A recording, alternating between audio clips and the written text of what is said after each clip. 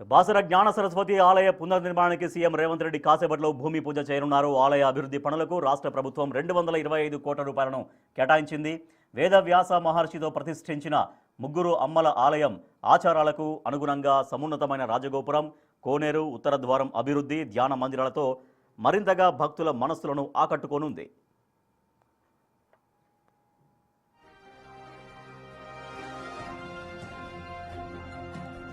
దక్షిణ గంగగా గుర్తింపు పొందిన పవిత్ర గోదావరి నదీ తీరంలోని జ్ఞాన సరస్వతీ దేవి కొలువై ఉన్నారు. కురుక్షేత్ర యుద్ధానంతరం ప్రశాంతత కోసం వేదవ్యాస మహర్షి గోదావరి తీరానికి వచ్చి బాసరలో నివసించారట. ఆ సమయంలో స్వయంగా ఆయనే గోదావరి ఇసుకతో జ్ఞాన సరస్వతితో పాటు మహాలక్ష్మి, మహాకాళి అమ్మవార్ల మూర్తులను ప్రతిష్ఠించారు అనేది స్థల పురాణం చెబుతోంది. అలా ముగ్గురమ్మలు కొలువైన క్షేత్రంగా బాసర ప్రసిద్ధి చెందింది.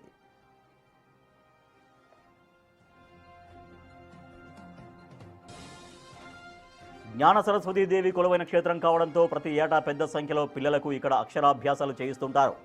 వసంత పంచమి, ఇతర పర్వదినాల్లో అక్షరాభ్యాసాలకు వచ్చే పిల్లలు, తల్లిదండ్రులు, వారి బంధువులు, భక్తులతో ఆలయం కిటకిటలాడుతుంటుంది.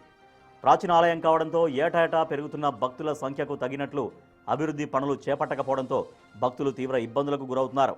ఈ నేపథ్యంలో బాసర ఆలయాన్ని అభివృద్ధి చేయాలని సీఎం రేవంత్ రెడ్డి సంకల్పించారు. సాంప్రదాయాలు, ఆచారాలకు అనుగుణంగా ఆలయ అభివృద్ధి పనులు చేపట్టేందుకు మాస్టర్ ప్లాన్ తయారు చేయాలని అధికారులను ఆదేశించారు ముఖ్యమంత్రి.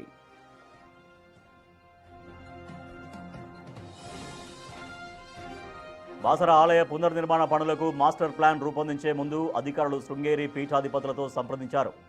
గర్భాలయం, అర్ధమండపం, రాజగోపురం, ఇతర గోపురాలు, మాడవీధులు, కోనేరు, ఉత్తర ద్వారాల నిర్మాణాలకు సంబంధించి పీఠాధిపతుల అనుమతులు తీసుకున్నారు. వారి సూచనలకు అనుగుణంగా మాస్టర్ ప్లాన్ను రూపొందించారు.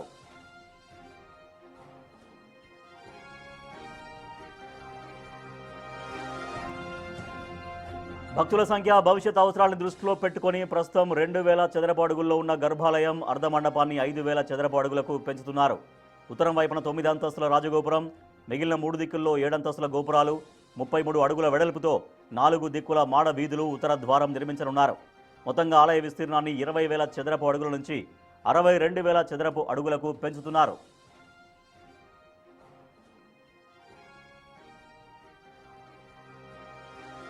ఆలయంలో ప్రతి నిర్మాణాన్ని శిలలతో చేపట్టనున్నారు.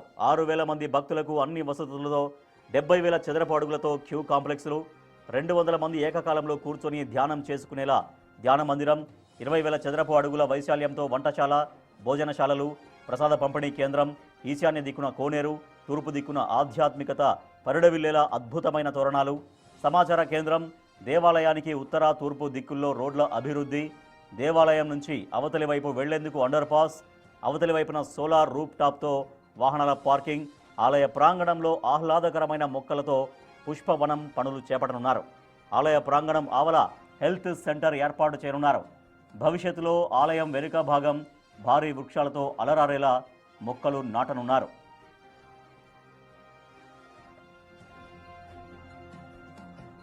గోదావరి నది పుష్కరాలు వచ్చే ఏడాది జూన్లో ప్రారంభం కానున్నాయి. పుష్కరాల సమయంలో లక్షలాది మంది భక్తులు పుణ్యస్నానాలకు బాసర గోదావరి తీరానికి చేరుకుంటారు.